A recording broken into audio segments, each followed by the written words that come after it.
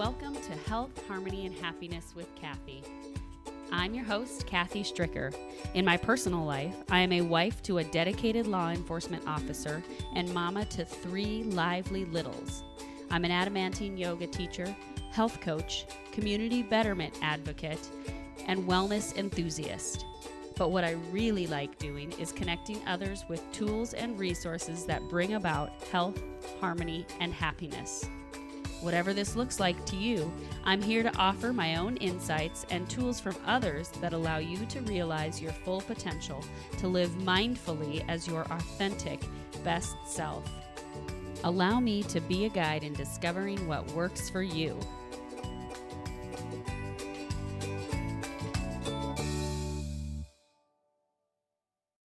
Hey everyone. Today, I'm visiting with Lois Reichert, who is a student of mine.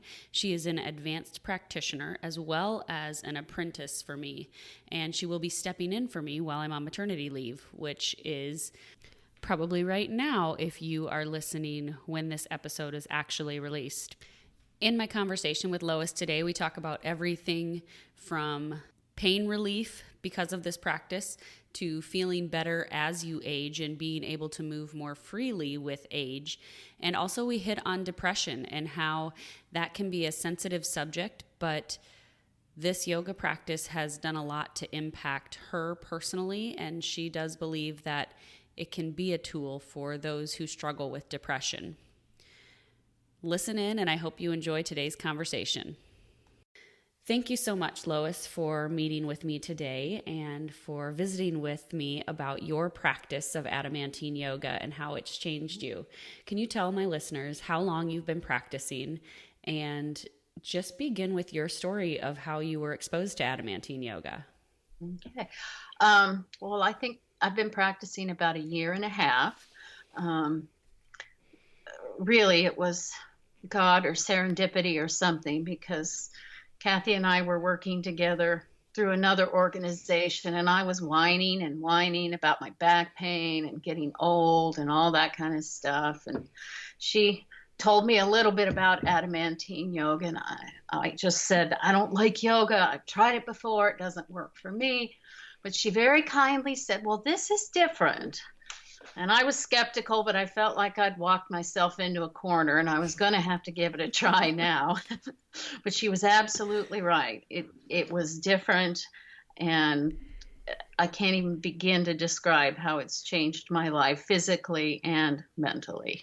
You were a pretty physical person before. What were you doing before, and why was your back hurting you, do you think? Well, I had an old injury from track in high school that just lingered throughout my whole life. And if I stayed in good shape, I was a runner. I loved to run. I could keep it under control. But after having a baby, I got back in pretty good shape, but life changes and you don't have time to take care of yourself as much. And I was still exercising. I think I had been doing some CrossFit. But I'm all about hardcore, which is one reason I didn't think I would like yoga. But I kind of discovered that it's a lot better for your body pain if you're not hardcore. For sure. And that's similar to my background, because I was into the CrossFit style workouts. I was really thought that aggressive workouts and strength training and running were things that my body needed. But I always felt different when I practiced yoga. But you also had a pretty physically demanding career that you had built. Tell listeners a little bit more about that. Yes, that was definitely a factor in my back pain too. I kind of blocked that out now that I've retired. But yes, I ran a small goat dairy and cheese making operation, and as a small producer, I didn't have the equipment to do a lot of the heavy lifting. So not only working with the animals, but it was just repetitive lifting of 30 to 50 pounds over and over and over. Generally, days were 12 to 15 hours easily on my feet pretty much all the time. And it was repetitive things. The same, I tore my rotator cuff with repetitive lifting, had a lot of just different little tendinitises because cheese making is boring and you just do the same motion over and over and over again for But like you make some damn good cheese. I'm just going to I tell did. you. I mean, she was an amazing, still is, but she doesn't sell it, but Right. amazing goat cheese maker. Just very well known and just an amazing woman. So it's quite an honor, I feel like, to get to work with you. I think I had known you or known of you for quite some time before we actually met. And I had seen you at CrossFit when I first started my yoga studio. I was in the Right. back of the CrossFit gym and I had seen her from a distance and been like, I think that's Lois Reichert. But I wasn't quite sure. But again, I was connected with her through this And I other would, organization, and I hadn't seen her in the other organization yet or really had a chance to meet her. So then when we got the opportunity to work together, it was really a lot of fun, and that changed my life. well, well, I remember walking into CrossFit and hearing that metronome and going, "What the heck is that anyway?" So if you don't know, we practice Adamantine Yoga with a metronome, and it is in order to pace breath and to set the pace of the practice so that you leave the practice feeling an energized calm. Yeah. So everything is very systematic. And yeah, if you're walking into CrossFit and you hear that, you're like, what is going on? Those yoga people are crazy. It's just that we're really happy. I don't know. Now I hear the metronome and it instantly takes me to my happy place. Right. So I It's just have to. soothing. It's soothing now. I'll It's tell you very. that when I had my first child, when I had Huck, I kind of just wanted the metronome playing. I had quiet music or whatever when I was in labor. And then at one point I was like, I just really want the metronome playing. And I didn't ever play it. Like I thought this in my mind, but now going into this third labor and delivery, like that's my thought is I want to be able to breathe and to find that calm and for That sure would practice before really I do it. go into that Yeah. day. But anyway, you kind of came to this because of pain or because of injury and hoping to find some resolve. What was it like beginning the practice, and how long did you practice, or how long did it take you to start to feel some relief in your back? Um, I was initially very surprised at how demanding the practice was, or how it really highlighted the areas of weakness that I had, which was also motivating to me then as well. It's like, oh, well, no wonder I'm having some of this pain. And I also had always considered myself a pretty flexible person, but found some really significant limitations too in certain areas. I would say it probably took a couple months to get. I always felt better walking away every day, no matter what I did. Always felt better. To get that sustained pain relief probably took 2 to 3 months. Really accelerated once I started practicing 6 times a week. That was really the magic thing, and I encourage you guys. It makes a huge difference in how you feel if you. That consistency definitely does. It's Yeah. just the relentless consistency of it makes your body not bounce back and forth from like feeling Exactly. good to feeling bad one day, feeling good, feeling bad. Eventually you get to this point where you want to feel that all the time. And the only Right. way to achieve that is really to practice. Yeah. And that's, And it sounds like what you were discovering. right, exactly. Just listening to my body. And as it got a little bit easier and felt that relief afterwards. But then after the sustained pain relief, then I started to see uh, it was an interesting journey because as an occupational therapist, I was also able to see the changes in my body alignment and things like, which if you're familiar with the practice, you alternate sides every day, which always seemed a little bit like unnecessarily vigilant to me. But when I saw what it started to do to my body, how it leveled everything out, some of the misalignments I had in my spine and my hips started evening out.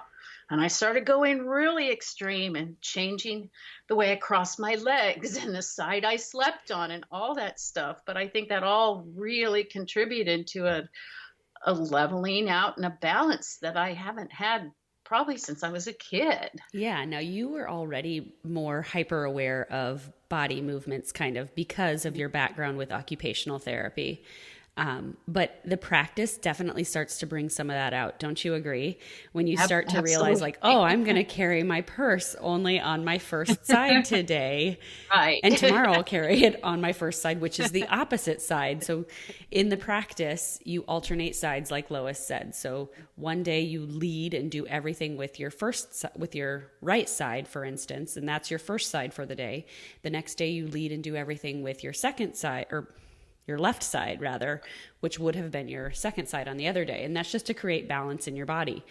And then you start to realize that your daily activities definitely play a role in that balance.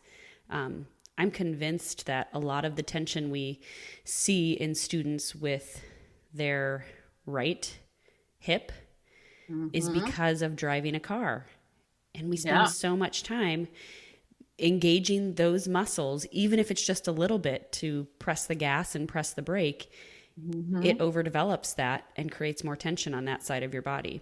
I would say 9 times out of 10, the students that walk through my door, that right hip is tighter than the left. But who knows? Who knows really? That's a informal statistic. So don't pay too much attention to it. Well, we all need to drive manual cars, and then that would just even things exactly. Exactly. Let's go back to that time. Oh my gosh. Okay, what makes this practice stand out to you? There's a lot of things, but I think about my journey. What worked for me in the beginning was that you could work at your own pace, at your own, well, not really your own pace. There's a set pace, but as far as how you progress and where you focus. In a yoga class, I was always looking at everybody else and comparing myself to everybody else. And it just messed everything up, and I couldn't relax, and I overdid it.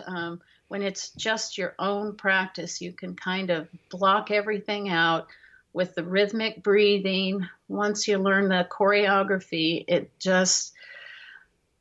I still come every day. Sometimes I'm really tired and I think, well, I may not hit it very hard today, but I'm going to be here. And halfway through, I feel better than I've ever felt. And you can give maximum effort. So it's flexible with you on any given day if you just listen to your body. And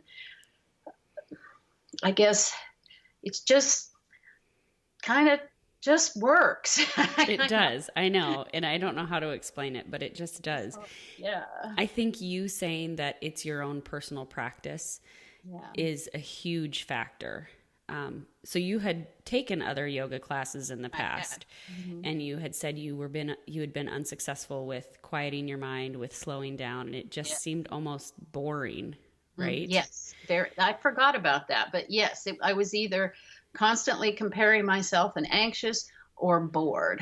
Yeah. And I think that's the way that yoga is for a lot of people who are very driven and motivated and are constantly on the go already. It is hard to find that quiet.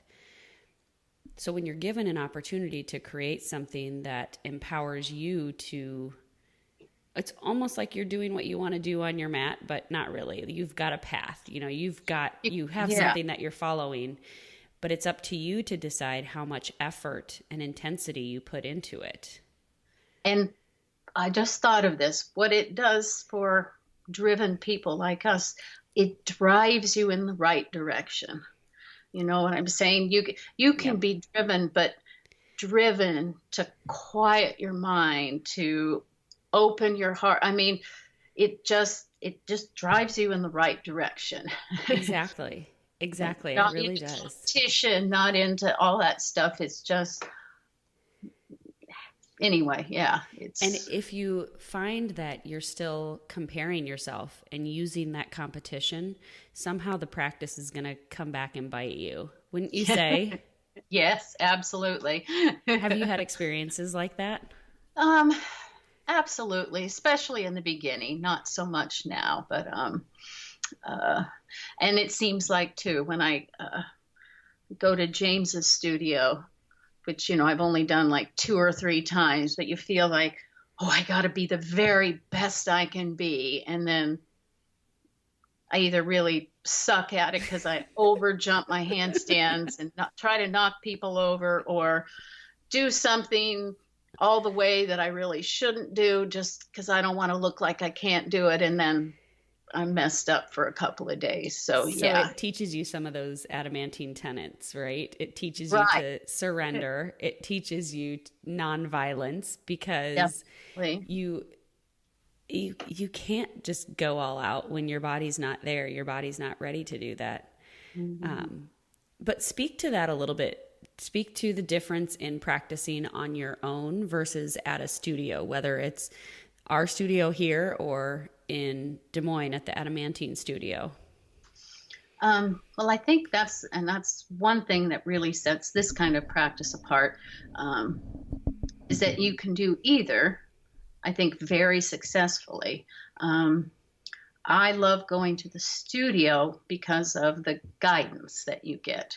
You're still practicing on your own, but you and other people assist so that you get your positioning right. You don't hurt yourself. You help make sure we don't overdo it by trying to bind your arms, even though, the rest of your body isn't where it's supposed to be, just to say you did it.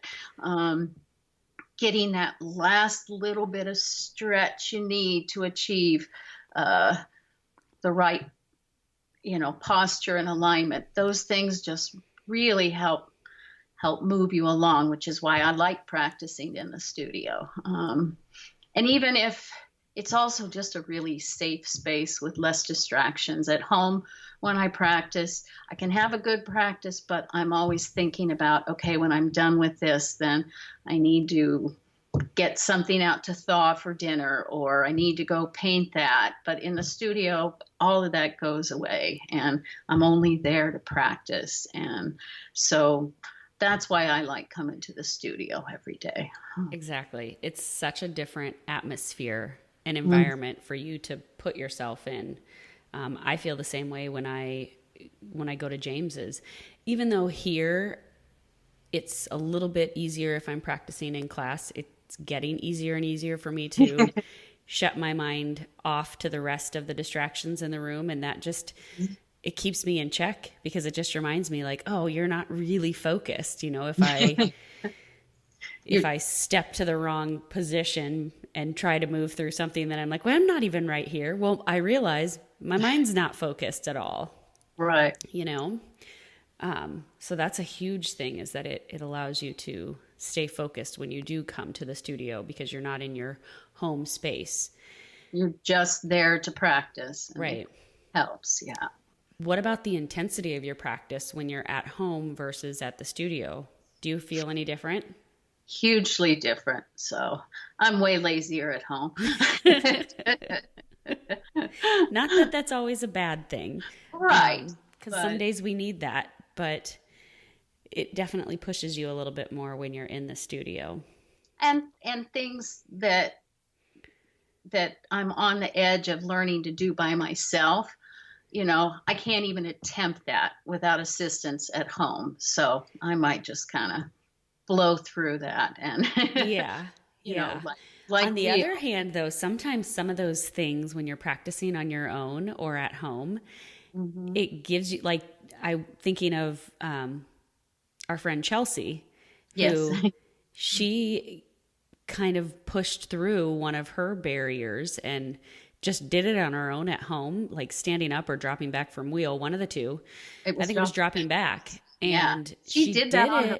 Yeah, on her own at home first. And she's like, I hope that was okay. And I'm like, and you did it and you did it fine. And she was like, well, yeah, I did. And I was like, I knew you could do it. See, so some things you have to work through, I think, on your own, or it gives you permission to not feel like you're trying too hard. I don't know, Right. but That makes sense. Yeah. there is a line there that some things are easier and you're almost braver to do in the comfort and the privacy of your home. I don't know. But on the other hand, there's also the times where I wouldn't try things like you said, unless my teacher were there to give me that confidence and to help boost my confidence. And if my teacher believed, if James believed that I could do something, then I would think, well, in my mind, I think, okay, well, I guess why not go for it? Because he obviously sees something that I don't see in myself. He sees a quality that I'm trying to stuff down, I guess. So I don't know. But that's another thing in adamantine. It is so personalized. You don't really get that in a class at all. Everybody's doing the same thing, and that's another beauty of it. I agree. Speak to that a little bit more. Well, and in the beginning, I didn't even understand how that could work, because you're in a room with people. How can you get the individual attention? But now that I've been helping you with assisting, I realize that you have to know the practice thoroughly. And then that person can be all different places, knowing that person and different things. You really do. And I can't speak as a teacher, but as someone who assists, I see how you as a teacher get to know each individual person's practice inside and out. Yeah. And that is something I don't think you can do in a group class where it's being led, because if you're leading a class, I would think you can't be paying attention to what everybody else is doing. Right. And if you try to go fix someone's shoulder roll that's just deathly wrong, you end up spending too much time with that person, and the rest of the class is like, when do we get out of this posture? What am I supposed to do? Right, exactly. So yeah. And that whole everybody coming at their own time thing always seems to work out pretty well, that everybody's on a schedule where you can be where you need to be for them. And I just think that's pretty cool. Yeah, it's very much like personal training, but in a group setting is how I would equate it. And your personal trainer has to know your body and has to build that relationship with their client so that they can know what they're capable of and how much to give and how much to hold back on. You've recently moved on to your advanced practitioner patch. There's a patch system in Adamantine Yoga, and it starts off with a beginner patch, kind of like the belt system in Taekwondo or in the martial arts. And then it moves up to the intermediate patch, and now you're at the advanced practitioner patch. And that's quite an intensive training and process to go through that. Can you speak about that a little bit and how that elevated your practice? It was very intense and intimidating. And honestly, I thought, this isn't going to be hard. I know these things inside and out. In my head, I kind of did. The only way to learn it is to implement it in your own practice first while you're trying to learn it. So you have to know every breath count of every posture and transitions, all that stuff. So all of a sudden you have to start paying very close attention to that in your own practice, which automatically elevates your practice right there. You don't have the pulling up your pants, messing around, because nope, you're on to the next breath. Right. It forces you physically to stay on task without distractions. Yeah. What about the mental component of it? Mentally, very much the same, because you have to think about breathe in, step forward, exhale, every component of that choreography is spelled out by the breath. And if you want to be an advanced practitioner, you have to know that, that if you're going to count 13, breathe in place your leg behind your head. Right.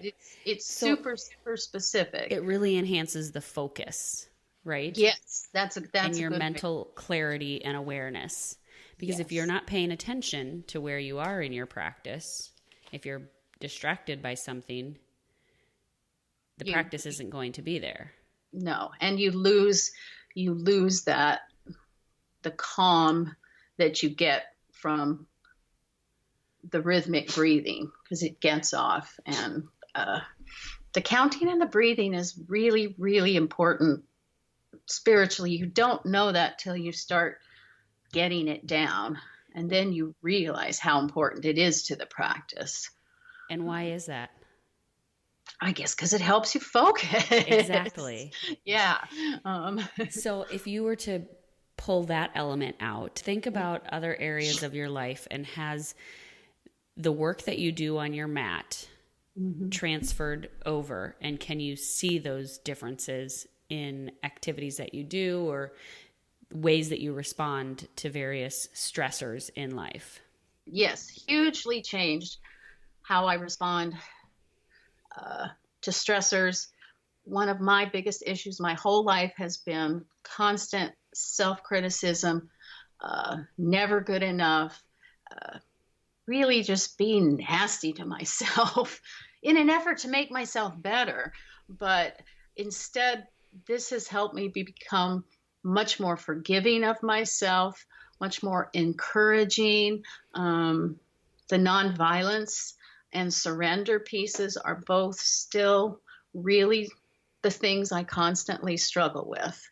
But it's completely changed my self-talk, and I give myself encouraging, comforting words now instead of "you should have done this" or And was and that something you were really aware of before you started practicing? I don't know if it, I have no idea if you were aware of some of those pitfalls before you started practicing, but I yes. remember early on in your practice us having this discussion and you telling me that you Okay. were so you had some of those negative thoughts and just you were really hard on yourself, Part of myself, right? Yeah. um, as uh, many of us are. exactly. Well, we're kind of trained up to that as Exactly. Midwesterners, which is my joke when you have a room full of Midwesterners in yoga. How many people are going to say "I'm sorry"? At least three times, but I know. um, I was very aware of it, but I tried many ways to change it. And it, if I really was conscious and aware, I could self correct. But this addressed it on a much more internal level where I don't have to come from outside and say, no, stop, change how you think about this. Now it just bubbles up from the inside in a much kinder, more loving way, which is how I want to be to everybody else. I just couldn't be to myself. So, That is um, so cool. That's a great way to put it. yeah, that's when I tell people it's changed my life. That's one of the biggest things. It is just how I view myself is so much kinder than it was before. So, Yeah, it's given you a connection with yourself to change the way that internal voice hmm speaks to you and to yeah, who you are. Very cool. and a lot of that was you because as we work through different things, you telling me very clearly, giving me mantras about it's going to happen when it's going to happen. Meet yourself where you're at today. Yeah, All you, affirmations are so important. yeah, and it hearing that in the beginning was really important, and evidently it internalized at the same time. Because That's good. That's the yeah, idea behind them, right? right. Man, anything physically, mentally, emotionally, or spiritually else that you want to speak to about the practice? Well, I didn't say this before. We talked about my pain relief, but I think I've reverse aged my body at least 20 years. Um, I can sleep in the positions I used to when I was a kid without any pain. I It is so before. cool that you have the connection of the memories from when you were a kid, because Mm, numerous times from the time I started working with you, you mm, would refer back to, oh, this feels like it felt when I was a kid, or I used to be able to do right. that when I was a kid. So many people regress those memories and just push them down and don't Mm, want to even think about it or don't remember what it felt like. But mm, I think it's so wonderful that you're so clear in remembering what a back bend felt like, or what a back right. handspring, or whatever it may be that you were doing as a kid that is similar to something you're doing in this practice. That you remember that, and It's that peaceful gratification. the reason I bring this up is because that is your true self, that Mm, childlike state that we used to live in when we weren't so critical of ourselves, when we didn't have all of the stress and the negative energy that comes at us as we age. mhm. That's that true self, you know? And so being able to recognize that and relate it to your practice, I think is so cool, because it means that you're getting back to that in some Yeah. aspects of your life. And I never thought about connecting it that way mentally, but it's absolutely true.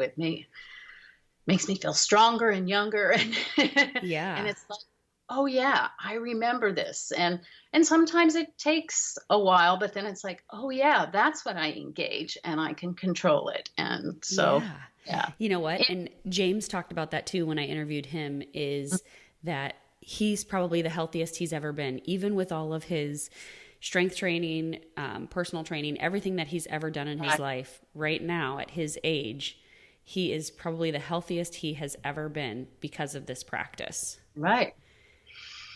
And I tell everybody, I can tell they just roll their eyes at me sometimes, but Yeah, but then they see that picture of you on Facebook and they're like, is that right. Lois Reichert? That's amazing. Splits, man. Yeah, that's amazing. So it's also really changed the way that you look at nutrition too. Yeah, That's just definitely. kind of more of a recent thing that you're now beginning to focus on. Do you want to talk about that a little bit? Sure. Although I'm kind of in a stuck place right now, but it's moving on.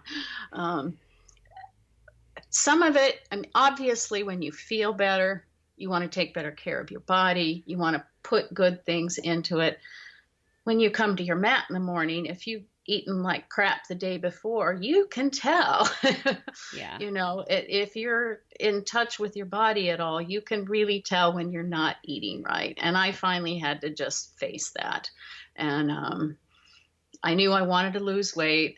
I still have probably 20 more pounds to go, but I'm not stressing about it. I'm trying to stay healthy and find that balance. But a lot of it was just, when I make a choice, think about how am I going to feel tomorrow morning on my mat. And that helped me make a much better choice till it Yeah. becomes automatic eventually. And again, just not having pain. So feeling like you can go ahead and do the things you want to do. Like we cleaned the barn this week, and I was in there shoveling manure. I moved a whole bunch of hay bales by myself, and I was a little bit tired, but I could do it, and I didn't get hurt. And Yeah. so it just builds. They work together as yoga helps you focus and feel better in your body. You want to make good choices, and I want to now get this last 20 pounds off so I can hit some of the postures that I'd like to hit and feel comfortable in that. So Yeah. anyway, yeah, it's just part of the journey, I think. As you get to a certain point, okay, now I want to feel even better. And Yeah. And you don't have to divulge your age or anything, but we know that you're retired. So we know that you have some life experience.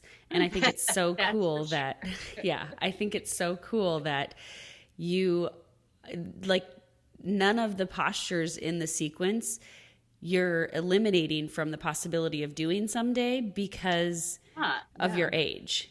In the beginning, I thought, yeah, right. But now, no, I'm totally like, I I think it's possible to hit Scorpion by the time I'm 60. Yeah, that you have yoga has allowed you to open up your mind, and to change that perception, which I think is a main part of the practice as well, because it doesn't put an age on anything. It only means that as you age, you can get better. You can continue to do the work on yourself and improve. It doesn't have to be I'm just throwing this out there. I'm 67 years old. That's not how old she is, folks. That's not how old she is. But it's throwing that mentality out of someone who may be that age, who may be 67 and says, well, I'm just never going to be able to sit on the ground. I'm never going to be able to walk down the street comfortably. Right. I had a gentleman, this was a couple months ago, I was walking to preschool and passed a gentleman on the street, and he made some comment about how fast I was walking or something. And he's like, well, I'm 65. There's no way I'd ever be able to walk that fast. And he was walking with a cane. And I don't think that 65 is old whatsoever. No. We have 65-year-olds or near 65-year-olds in class who are continuing to strive. So it's not something that age is something you put a limit on in your mind. Right. And if you choose to set that aside and just see what your body is actually capable of, who knows what could happen. You will be surprised. Absolutely. Yeah. And even to go off on a little tangent, disability, people will say, well, I have this, so I'm never going to be able to do that. Well, I got news for you guys.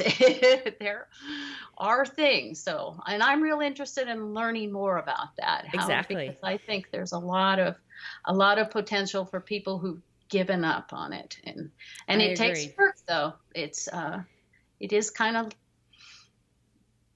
you definitely have to be the personality that wants to stick with it and show up, but it will pay off. I agree. It's not an easy path at all. Right. Yoga is not at all, but it's one. Adamantine is one that definitely works, and there are modifications. So anything can be modified to a point where we can be doing some postures that it's accessible. Yeah. Okay. Last question. How ultimately has this practice helped you create more health, harmony, and happiness in your life? That's a big question. I know, it's huge. It's huge. You can break it down however you want. Well, I guess the first thing that comes to mind is opening my mind to possibilities I never would have imagined. Not just postures and doing things, but remember when I started and it's like, I don't think I can get here before 9 o'clock. I'm not a morning person. Yes. And now, reluctantly, but I'm showing up at 5. I know, and I'm so grateful for you. Thank you. But I even have learned to like that quiet in the morning. And, I still have a lot to learn about finding a balance to make it more comfortable. But if you'd have told me that I'd become an early morning exerciser, I would have laughed at you, but I definitely am now. So that's huge right there. Mm-hmm. For sure. But that was kind of committing to that, opened the door to all the other changes. Coming 6 days a week, doing the practice, even when you don't feel like it. And it really takes that repetition and continuing to progress, working on the breath count, the whole thing. It's a physical and spiritual and mental, the accomplishment you feel. If, I'm just going to do this. Don't think about it. Just do it and you're done. And like, wow, I did that, And do you ever regret coming to your mat? Never. I can't think of one time that I ever regretted it. Right. So that's an easy question to ask yourself when you're really struggling, when someone's really struggling. I know I I ask myself that It's human. frequently, especially being like 9 months pregnant right now. Am I going to regret this if I do it? Probably not. I'm going to feel a whole lot better. But anyway. And when you get that constant reinforcement over and over and over, you don't even really have to have the argument with yourself too much, unless you're 9 months pregnant. Right. Anymore. And who can blame you? How has it changed your relationships, if it has changed them at all? I would say that I'm definitely more laid back. Friendships, especially, I'm less judgmental. I think I'm kinder and more forgiving. I'm less intense, and just more open. I think that, and you talk about that. James talks about that. It sounds kind of corny, but as your body opens, your mind opens. But it's really true. It is true. Your mind and body are one. And whatever is going on in your mind or whatever is going on in your body is a direct reflection of the other. Yeah. So it's in family things, when things are stressful, I try to take a breath, count in, and let it go, be more forgiving, be more loving. I'm not always successful, but amen, sister. Amen. Right. But I do feel like it's definitely helped that. So good. Okay, well, any other tidbits of information that you want to share with listeners from your own personal experience or things that you've observed? Well, I think something that's been put on my heart the last few days is that I really, really struggle with depression. And so it's phenomenal for me, but to get into the studio every single day and do it, but those are the best hours of my day right there. And I struggle, I worry to think how difficult things would be without yoga. It's really doesn't cure anything, but I have those really good hours. I'm in my happy place. It's why I like assisting. I'm just there longer. Yeah, I had no idea. Talk about that a little bit more, if you don't mind, if you share whatever you want to share. But I think this is really beneficial because I think we have a lot of listeners who go through the same thing, who are silently out there kind of struggling with some of that depression and anxiety. Yeah. And besides just the fact that the practice it gets you out of that mentality for the time that you're practicing. I'm not focusing on how tired I am, all the things that run through your head when you're struggling with depression. I'm in the practice, I'm in the zone. Afterwards, I feel better, more energized. Maybe not as energetic as I would like to be, but I always feel better. And so I know that it's, to me, I liken it to milking the goats too. It's something that I just have to do. And once I do it, I feel so much better. And I think, what if I hadn't done it? It's just an important piece that keeps you moving forward and keeps you positive. You've gotten to the point where you've just made it that priority in your life that has to be there for your mental health. Yeah, it's not an option anymore. Right. It's got to be done for my mental health. Exactly.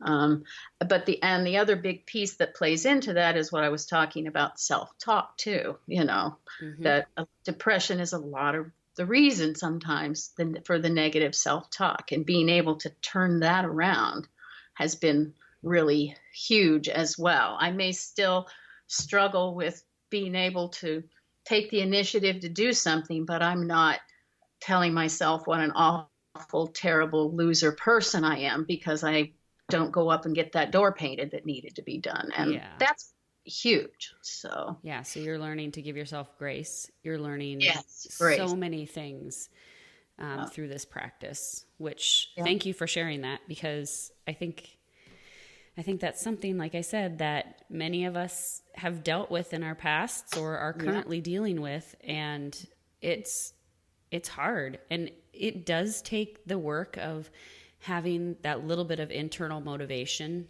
to get into the studio. And Right. you know what? That's also a critically important part for someone who may be struggling with anxiety or depression, is just leaving the house to get to the Right. studio. But when you do that, it helps.